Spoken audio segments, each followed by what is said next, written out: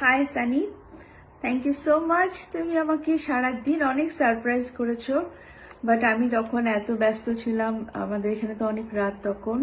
তো আম্মুকে নিয়ে আমি, তুমি তো জানোই, ইমার্জেন্সিতে ছিলাম, আমি বের হতে পারিনি। আর তোমাকে আমি থ্যাঙ্কস জানাতে পারিনি, আমি অ্যাটেন্ড করতেও পারিনি। I am sorry.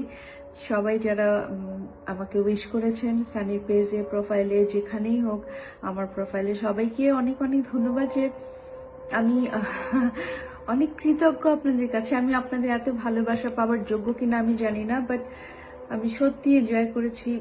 মনটা আমার ভালো হয়ে গেছে। আমি সকাল ভোরবেলায় এসে জাস্ট 2 ঘন্টা ঘুমিয়ে এখন আবার দৌড়াতে হবে, আমার আম্মুর কাছে যাব একটু।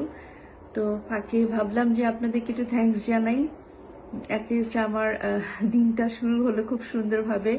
অনেক ভালোবাসা, ফুল, তো সবকিছু। আমি ফুল তো আমার এমনি খুব পছন্দ, বাট আরো ভালো লাগে যখন প্রিয় মানুষগুলো যখন সারপ্রাইজ করে, তখন সেটা অনেক অনুপ্রাণিত হই। আপনাদের এই কমেন্টসগুলোতে মনে হয় যে আমার জীবনের অনুপ্রেরণা অনেক বেড়ে যায়।